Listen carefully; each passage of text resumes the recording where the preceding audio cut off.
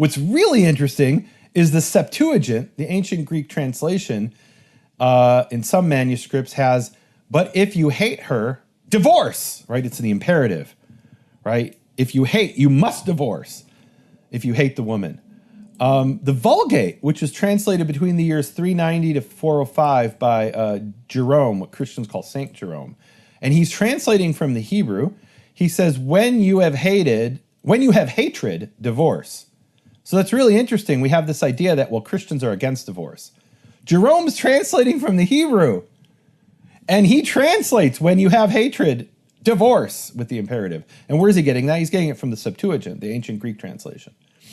And from the Hebrew, right? In other words, he's interpreting the Hebrew knowing what the Greek says. Douay-Rheims from 1635, which is a Catholic translation. This is amazing because the Catholic Church to this day forbids divorce.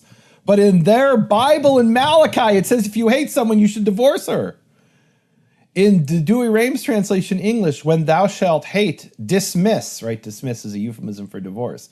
So even the Catholic Bible, the Catholics forbid divorce, but they don't care what the Bible says, right?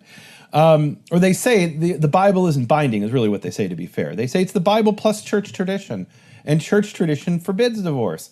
But their Bible in Malachi says when you have hatred, divorce. Now this is really cool, Linnell. The Dead Sea Scrolls, right? Let's back up.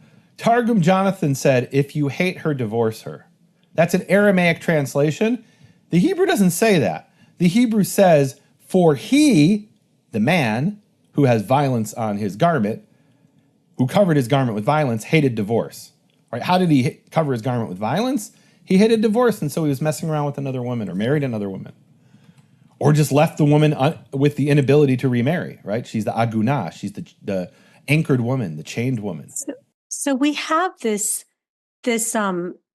fallacy, this never give up attitude when it comes to marriage.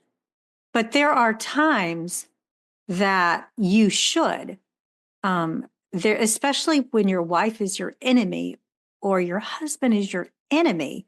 If you hate her, you should send her away. I just think that's set her really free if you hate her, 100%. And we're going to see Jewish sources that say that explicitly. Like there are situations like, sunk cost fallacy. You brought up with this one time when we were talking about it. What is it? Tell people what the sunk cost fallacy is in economics. In common parlance, that's throwing good money after bad money. But what does it really mean?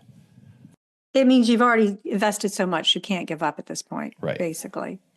That's called the sunk cost fallacy. So you might think, well, I put $100,000 into this old 2002 Honda Accord. I'm not going to give up now. I'm going to put another $100,000 in. Well, I could buy a new Honda Accord for, I don't even know what it costs, right? Let's call it $40,000, right?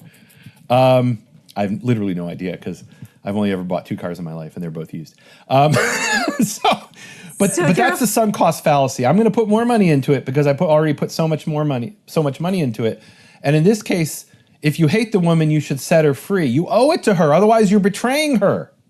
So you've said like 3 things. Number 1, like if your wife is your enemy, if you despise her, and number 3, if you're keeping her just to torment her.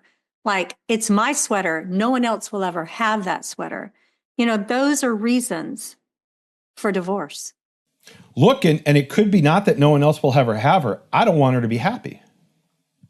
If she goes with another man, she'll be happy. And I'm not happy. Why should she be happy? And there are millions of men out there who do not want to get divorced for that reason. I can guarantee you of that. Well, there are whole organizations that have been created to help women out of situations like that, specifically because the husband won't divorce her.